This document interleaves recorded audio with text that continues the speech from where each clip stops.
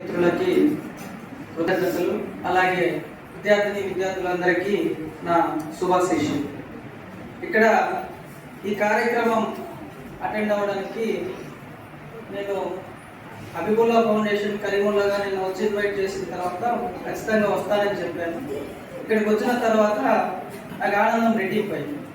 ఎందుకు అంటే మా సార్ వచ్చారు, గిరిధర్ శర్మ సారు.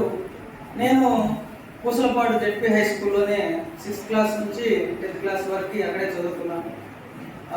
హై స్కూల్లో మాకు maths teacher sir Sharma sir.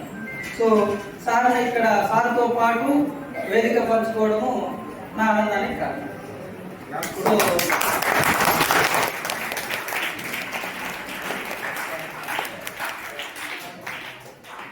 మనకు ఇంతకుముందు గవర్నమెంట్ స్కూల్ అంటే క్వాలిటీ ఉండదు, సరిగా చెప్పరు, ఫెసిలిటీస్ ఉండవు అనే అపోహ ఉండేది. సో ఎనీవే ఇంతకుముందుతో పోలిస్తే ప్రస్తుతము ప్రభుత్వ స్కూల్స్లో పాఠశాలల్లో సదుపాయాలు మెరుగ్గా ఉన్నాయి. అలాగే ఉపాధ్యాయులు కూడా చాలా బాగా పాఠాలు బోధిస్తూ ఉన్నారు. సో వాటిని మీరు సక్రమంగా వినియోగించుకొని మీకు, మీ కుటుంబానికి, అలాగే సమాజానికి మేలు చేసే పౌరులుగా మీరు ఎదగాలని కోరుకుంటూ, అదేవిధంగా హబీబుల్లా ఫౌండేషన్ గురించి నేను ఇక్కడ తహసీల్దార్గా పోయిన సంవత్సరం ఆగస్టులో జాయిన్ అయిన ఒక 2 monthsలో మనకు విజయవాడ వరదలు వచ్చిన తర్వాత వాళ్ళు వాలంటరీగా నాతో మాట్లాడారు. మా వైపు నుంచి ఏమైనా సహాయం కావాలంటే మేము చేస్తాము, అక్కడ వాళ్ళను ఎలా రీచ్ అవ్వాలో మాకు తెలియదు అని చెప్పారు.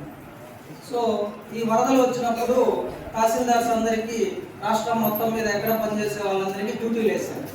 దాంతోపాటు మేము వ్యాన్స్ పెట్టి ఇక్కడ ఫుడ్ సప్లైస్ ఇక్కడ నుంచి సప్లై చేశాం. అందులో భాగంగా వీళ్ళు మేము ఎలా వాళ్ళకి సహాయం చేయాలి అని మాకు తెలీదు అని చెప్పినప్పుడు ఆ కార్యక్రమంలో వీళ్ళు ఫుడ్ సప్లైస్ మాతో పాటుగా తయారు చేసి అక్కడికి వరద బాధితులకి చేరవేర్చారు. సో అప్పటి నుంచి నాకు ఈ హబీబుల్లా ఫౌండేషన్ కార్యక్రమాల గురించి తెలుసు. సో కరీముల్లా బేగ్ గారు రిటైర్ అయిన తర్వాత ఈ ఫౌండేషన్ స్టార్ట్ చేసి సొసైటీకి ఉన్నంతలో ఏదో ఒక మంచి చేయాలి అనే దార్శనికమైన కారణంతో